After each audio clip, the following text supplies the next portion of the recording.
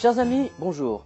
Aujourd'hui, j'aurai le plaisir de vous parler d'un livre tout à fait particulier. C'est le livre mystérieux de l'au-delà, avec cette couverture absolument étonnante que nos amis de New York, de Doyle Partners, ont eu la gentillesse de nous prêter pour le livre de Johannes Graeber. Alors, la couverture dit tout. Il y a un voile qui recouvre le contenu d'un livre et il faut lever ce voile. Alors, on peut dire qu'effectivement, ça fonctionne dans tous les sens, puisque Johannes Graeber était un prêtre allemand. Il est devenu prêtre à l'âge de 24 ans, donc il a connu la République de Weimar, il a connu la Première et la Deuxième Guerre mondiale. Et ce que nous découvrons dans cet ouvrage, à travers son texte, est quelque chose d'assez inouï. Je n'ai pas, à ma connaissance, à part peut-être les dialogues avec l'ange, parce que c'est un livre assez similaire en fait à Dialogue avec l'ange, je n'en connais pas de plus puissant. Le livre mystérieux de l'au-delà est l'expérience d'un prêtre qui, il le dit lui-même, aurait pu passer sa vie à côté de la communication avec l'au-delà.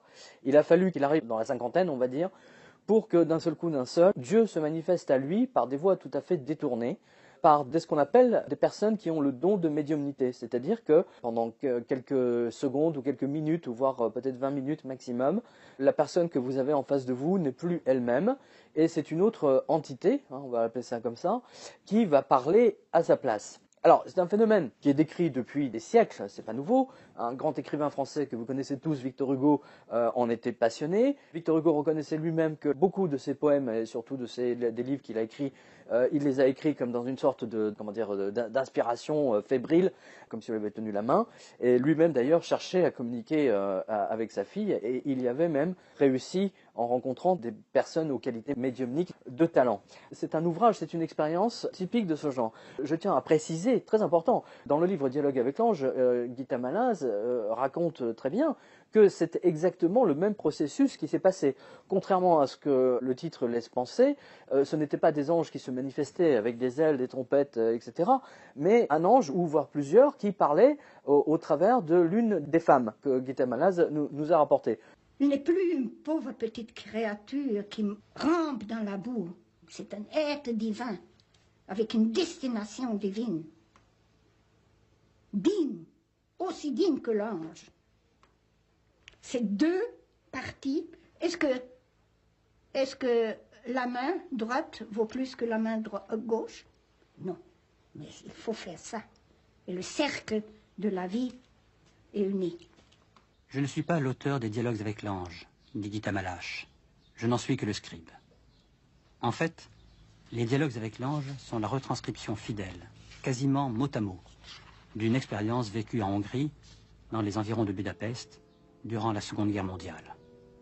Là, 4 amis, dans l'angoisse et les privations, ont reçu chaque semaine les enseignements de leurs voix intérieures qu'elles notaient à mesure dans des cahiers d'écoliers. Donc c'est une expérience visuellement somme toute banale, c'est-à-dire que vous êtes autour d'une table, prendre le café ou le thé, puis d'un seul coup, la personne qui est en face de vous se met avec une voix totalement différente, se met à vous parler, et cela, il y a quelque chose de très significatif là-dessus, sans scier, c'est-à-dire que lorsque un être humain est pris par une entité, pendant quelques minutes, eh bien, elle ne cille pas des yeux, ce qui est absolument étonnant. Essayez, vous allez voir combien de temps vous allez tenir sans pouvoir ciller. Johannes Graeber donc découvre d'un seul coup la réalité dont il parlait tous les jours et surtout tous les dimanches dans son église, c'est-à-dire la gloire de Dieu, du Christ, des anges, etc. Et confronté à cette expérience de médiumnique unique, il pose toutes les questions qui l'ont toujours taraudé sur la vie du Christ, sur l'Annonciation, sur le Saint-Esprit, les trois esprits en un, le Père, le Fils et le Saint-Esprit. Eh bien, on a des réponses dans ce livre qui sont assez étonnantes. Je précise que les anges gardiens du coup de Johannes Graeber lui ont même demandé de quitter l'Allemagne. On est dans les années 30 et ils lui ont demandé de quitter l'Allemagne. C'est chose qu'il a faite. Il a bien écouté l'ange et il ne pouvait pas savoir ce qui allait se passer après. C'est très important, n'oubliez jamais ça. Les gens ne savent pas ce que le futur leur réserve. Graeber raconte dans ses 350 pages toute l'expérience et l'intégralité des discussions, des conversations qu'il a eues avec ces anges, ou ces guides, ou ces esprits, comme vous le voulez. Et c'est d'autant plus intéressant que justement, il donne ses commentaires en tant que prêtre. C'est-à-dire que même du côté, je ne vais pas dire théologique, parce que les prêtres et la théologie sont des gens particulièrement ennuyeux. Hein, c'est exactement comme les avocats, vous voyez, qui passent 3 heures hein, à vous commenter un texte de jugement du Conseil constitutionnel. Vous voyez, ça n'intéresse personne. Hein, ça n'intéresse strictement personne que même hein, à pinailler sur des virgules. Là, c'est vraiment du concret. C'est quelque chose qui touche la foi de beaucoup de gens. Et là aussi, c'est un livre aussi puissant que Dialogue avec l'ange, puisqu'il vous ouvre une porte de l'autre côté. Hein, c'est ça, très important. Et alors, quand on parle de porte, hein, n'oubliez pas, hein, le symbole de Pierre, hein, de l'apôtre de Jésus, ce sont les clés. Il y a 2 clés, hein, une clé en argent et une clé en or, hein, justement, pour ouvrir la porte du ciel, hein, entre autres.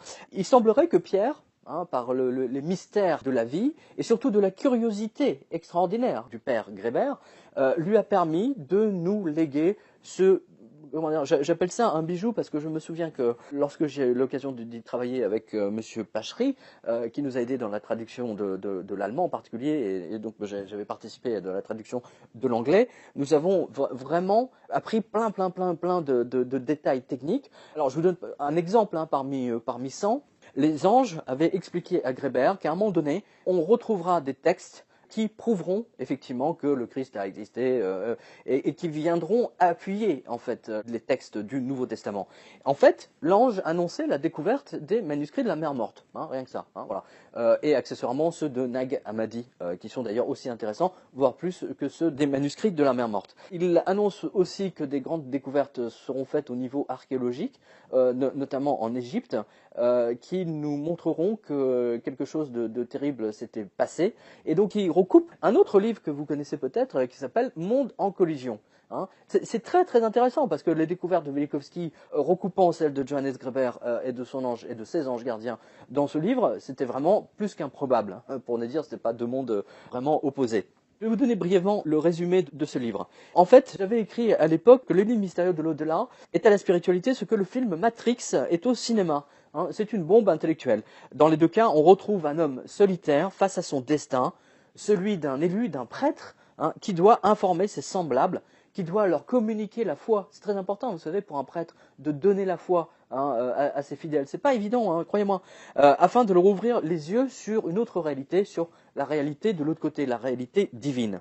Ce livre ne décrit pas ce qui se passe, c'est pas son but, hein, il ne décrit pas ce qui se passe après la mort, comme l'explorateur de l'au-delà par exemple, mais explique le mécanisme de l'interaction entre leur monde spirituel et notre monde matériel. Un mécanisme complexe, délicat, oscillant toujours sur le fil du rasoir entre le bien et le mal. Il existe quand même une différence majeure hein, entre ce livre et les autres. Les esprits, les anges qui ont parlé à Johannes Grébert n'ont pas hésité à mettre les points sur les i. Cas rarissime dans ce type de littérature où le flou artistique et les phrases qui ne veulent rien dire dominent la scène. Alors, juste, hein, vous avez tous vu différents bouquins en disant l'esprit machin, l'esprit bidule m'a parlé, etc. Hein, et quand vous lisez les bouquins, c'est un charabia, hein, il y a tout et n'importe quoi. Hein, mais ce qui les caractérise, tous ces bouquins qui n'ont aucun sens, hein, c'est que dans aucun de ces bouquins, de ces livres, vous n'avez d'annonce d'événements du futur qui se réalisent. Contrairement à celui-là, ou contrairement par exemple à l'explorateur de l'au-delà. Même les phrases donc sublimes de Dialogue avec l'ange ne pèsent parfois pas très lourd à côté de celui-ci, simplement à cause des informations vraiment très pratiques, factuelles et d'une effroyable logique. On apprend dans ce livre infiniment plus que dans les autres qui traitent du sujet de la médiumnité et surtout de la vie du Christ. C'est un ouvrage qui rend libre parce qu'il nous détache de la culpabilité imposée par les prêtres catholiques.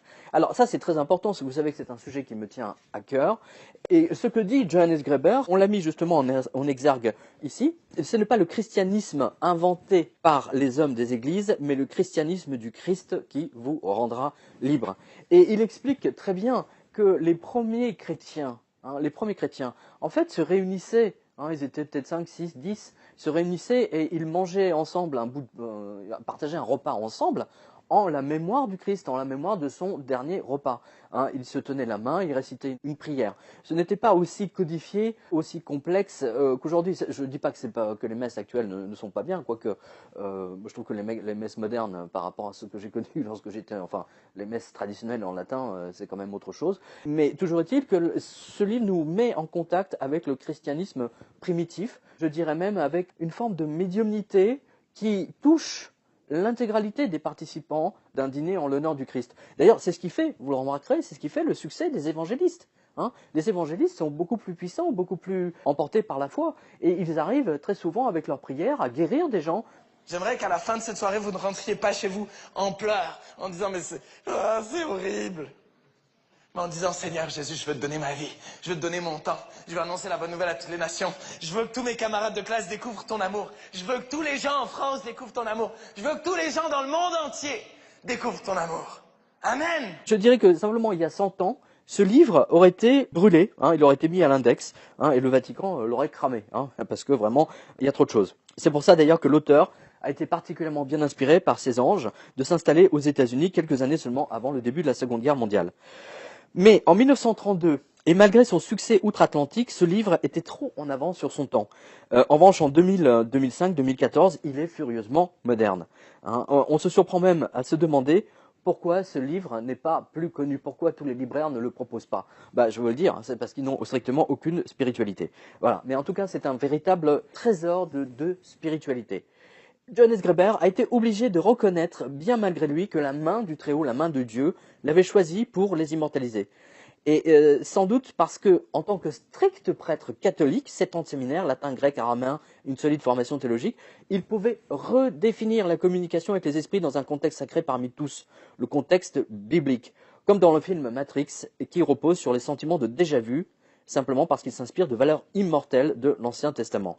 Et dans ce livre, on a l'impression d'avoir toujours su ce qui est exposé dans ces pages. C'est ça qui est fascinant d'ailleurs avec ce livre, c'est que quand vous le lisez, vous avez l'impression d'avoir déjà su tout ça, mais que pour une raison mystérieuse, on a tout oublié. Et c'est comme, vous savez, c'est comme en été lorsque vous vous baignez dans une rivière ou sous une cascade et que vous avez cette masse d'eau qui vous rafraîchit et d'un seul coup vous avez un sentiment de bien-être. Eh bien, ce livre procure exactement la même chose. Monsieur Graeber, le père Graeber, pardon, a analysé méthodiquement le phénomène de la médiumnité sur une période allant de septembre 1923 à décembre 1925. Au bout de 27 mois, il a acquis suffisamment de preuves de la réalité de cette autre dimension et à partir de ce moment-là, il a décidé de quitter l'Église catholique pour diriger simplement sa société de bienfaisance. Hein. Puis en 1929, il a émigré aux États-Unis et s'est installé à Teaneck dans le New Jersey, près de New York. Et là, il a organisé des groupes de communication indépendants et il a rencontré donc une jeune femme avec laquelle il s'est marié. Alors, la première version de ce livre est sortie en 1932 et c'est quand même, ça vous montre la puissance de ce livre. Il est imprimé toujours depuis 1932. Je peux vous garantir que vous pouvez prendre les prix Renaudot, Goncourt, etc. d'il y a 3 ans, 4 ans. Hein, je ne parle même pas de ceux qui sont sortis il y a 10 ans. Il y a très peu de chances que ce soit encore disponible. Hein. Celui-ci n'a pas eu de Renaudot, de Goncourt, ni aucun prix littéraire, mais il est toujours imprimé. Pourquoi il est imprimé ? Parce que le bouche à oreille des lecteurs, il bouscule littéralement le mental de ceux qui le lisent, qui sont du coup passionnés et on parle autour d'eux. Et le bouche à oreille pour les livres a toujours été le plus grand médium, ou média, pardon, c'est le cas de le dire.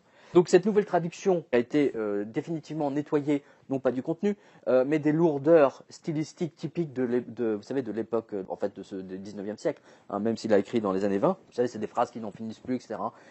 Donc là, ça a été vraiment, c'est parfaitement respecté, parfaitement fidèle à ce qu'il a dit, mais en langage contemporain, bien entendu. Voilà. Dans un souci de cohérence, tous les passages bibliques sont extraits d'une même version, la Bible de Jérusalem. Voilà. Alors, Johannes Graeber, lui, il n'était pas médium, précisons-le. Hein. C'était des personnes, Dieu lui envoyait des personnes qui, elles, avaient ce don, et c'est grâce, à ces rencontres qu'il pouvait discuter avec l'au-delà. Comme il l'écrivait déjà en 1932, il ne pouvait imaginer un seul instant que la Seconde Guerre mondiale bouleverserait son Allemagne natale, qui de toutes les manières l'aurait envoyé au front, soit en tant qu'aumônier, soit pour remplir les lignes de front exsangues dès 1943. Grâce à cette expérience, il a échappé à la destruction de son pays et n'a pas partagé le sort de tous les Allemands de sa génération. Alors je précise qu'il était contemporain de Thérèse Neumann, très intéressant. Il était contemporain de Thérèse Neumann et les deux, enfin même s'ils n'étaient pas dans la même région, c'est très intéressant parce que les deux disent la même chose. Que fait Thérèse Neumann ? Que fait Thérèse Neumann ? Stigmatisée, hein, stigmatisée, comme le Padre Pio, comme Sainte Catherine de Sienne, comme Thérèse d'Avila, et François d'Assise, etc. Ce sont des médiums, d'une façon. Dieu parlait à travers eux. De milliers de personnes qui ont rencontré cet homme, il n'y a aucun doute, c'est un saint. Francesco Forgione, plus connu sous le nom de Padre Pio, a vécu un destin exceptionnel. Ce fut le premier prêtre stigmatisé de notre temps qui, pendant 50 ans, eut les mêmes blessures que le Christ sur la croix. Son existence fut une succession de phénomènes extraordinaires qui dérangent aujourd'hui encore les scientifiques et les religieux. On ne peut rien contredire de ce qui s'est passé dans sa vie.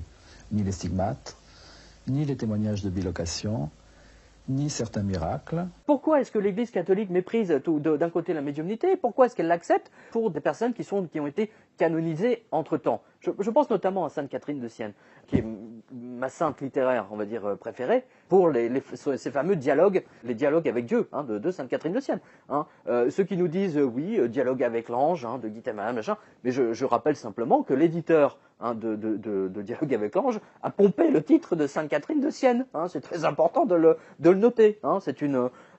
Il faut rendre à César, si je puis dire, il faut rendre à Sienne ce qui était à Sienne. Voilà. Donc ça, c'est pour la petite précision. Donc pourquoi est-ce que l'Église refuse les cas de médiumnité? Vous savez, un peu comme dans le film Ghost, c'est exactement la même chose. Le film Ghost, le passage de Ghost, est celui qui pourrait illustrer le mieux ce qui est arrivé à Johannes Graeber. Alors, c'est sûr, dans le film Ghost, on va dire, est une comédie, mais là, c'était extrêmement sérieux. Et je suis sûr que parmi vous, hein, beaucoup d'entre vous, ou certains d'entre vous, ont vécu des expériences semblables. Ces dons de médiumnité, comme ça, de communication. Eh bien, en général, effectivement, on constate que ce sont des enfants, alors souvent vierges, parce que cela nous remet en contact avec les obligations que les Grecs, hein, à Delphes, hein, n'oubliez pas, la Pythie était vierge. Une Pythie ne pouvait pas avoir connu des relations sexuelles. Apollon exigeait des vierges pour qu'il puisse parler à travers elles. Là, c'est exactement la même chose. C'est l'innocence qui parle. Donc Dieu parle à travers l'innocence. Que fait la Vierge dans ses apparitions? Qu'est-ce qu'elle fait? Elle prend des enfants qui ne sont pas pollués, on va dire, par le savoir. Je pense notamment aux 3 enfants des apparitions de Garabandal, bien entendu à ceux de Fatima, hein, et bien entendu des enfants de la Salette, hein, de Mélanie. Vous avez également le cas de la sœur Agnès Sasagawa, lors de la fameuse apparition de la Vierge à côté de Fukushima. Hein, en 1976, 77, je ne me souviens plus. Vous voyez, quand la Vierge apparaît quelque part, en général, il va se passer quelque chose. Hein, voilà. Akitamo est à quelques kilomètres de Fukushima. Voilà. Ce n'est pas parce que le Vatican, on va dire, embourbé, hein, il a transformé la foi du charbonnier, l'authentique croyance au Christ et à son miracle, à sa proximité. Ils en ont fait un code de procédure civile, un code pénal, un code de jurisprudence constitutionnelle et que sais-je encore. Ce sont des gens qui n'ont plus la foi, hein, pour la grande majorité. Il suffit de regarder les églises, elles sont vides. La plupart des églises sont fermées. Vous pouvez même plus rentrer dans une église parce que maintenant elles sont dépouillées. Voilà, alors que je me souviens pertinemment dans les années 60-70, hein, vous pouvez rentrer dans n'importe quelle église, à n'importe quelle heure de l'après-midi, hein, même s'il n'y avait pas de messe. Les gens pouvaient prier, hein, ils pouvaient rentrer, prier, allumer des bougies, etc. Ce n'est plus possible aujourd'hui pour tout un tas de raisons, mais la raison majeure, bien entendu, c'est que eh bien, la foi a disparu, hein, tuée par les médias. Et en ce sens, je trouve que les musulmans sont quand même beaucoup plus puissants, puisque eux, ils n'hésitent pas à prier en public, ils ont la foi. Et c'est toujours la foi qui transporte un homme, il ne faut jamais l'oublier. Donc voilà, si vous souhaitez découvrir ce qui se passe de l'autre côté et comment les anges expliquent la vie du Christ, les prophètes de l'Ancien Testament, hein, ils montrent bien que les grands prophètes soit étaient des grands médiums, soit avaient à leur disposition quelqu'un dans leur entourage qui était médium et qui leur transmettait les informations de Yahvé, hein, de Dieu. Hein. Il y a un dessin quelque part ici très, très intéressant sur les rabbins et sur les pierres qui leur permettent d'entrer en communication. Alors pourquoi je vous parle de ça? C'est des pierres précieuses. Hein. Pourquoi le Christ a dit à Simon, tu vas être la pierre sur laquelle je vais construire mon église? La pierre, mais c'est ça, c'est à cause de ça. Hein, la pierre, c'est quelque chose de solide et c'est en même temps, c'est quelque chose qui est dans le temps. N'oubliez jamais, les horloges, les montres, avant l'arrivée du quartz, qu'est-ce qu'elles avaient? Ce qui leur donnait le mouvement? Ce sont toute une série de rubis, d'émeraudes, hein, dont l'oscillation, hein, interne, hein, permettait à la montre d'avancer, même s'il fallait le remonter. Et qu'est-ce que le quartz? Qu'est-ce que le quartz? Sinon une pierre minuscule, certes, mais une pierre quand même, ne l'oubliez pas. Hein, le quartz, ça peut être très grand, et il suffit d'une toute petite, d'une infime partie pour qu'une montre à quartz fonctionne pendant des années sans qu'on ait besoin de la remonter. Donc vous voyez que la pierre, hein, au sens minéral du terme, a plusieurs significations, et on la retrouve, on voit le passage de plusieurs pierres, ici, à un seul pierre, ou une seule pierre, Saint-Pierre. Voilà. Sincèrement, moi j'ai été bluffé par ce livre. C'est un livre dense, hein, ça se lit pas en un quart d'heure. Hein. En revanche, si vous avez fait des rêves prémonitoire. Si vous avez vécu cette expérience de médiumnité dans votre entourage, ou d'un seul coup vous avez l'impression que quelqu'un vous parlait, que c'était pas la personne que vous connaissiez, eh bien là, ce livre va vous donner la réponse. Et si même vous-même avez vécu ça, et si vous connaissez le livre Dialogue avec l'ange, eh bien celui-ci va vous donner le complément. Mais en tout cas, sachez que c'est un livre qui est parfaitement résumé par sa couverture. C'est le cas de le dire, au sens propre et au sens figuré, hein, puisque la couverture, il faut la soulever pour en découvrir tous les mystères. Et croyez-moi, vous ne serez pas déçus. Merci à vous et mes amitiés à votre ange gardien. Et rendez-vous sur le site du Jardin des Livres ou chez votre libraire où vous pouvez le commander. Merci à vous, à bientôt.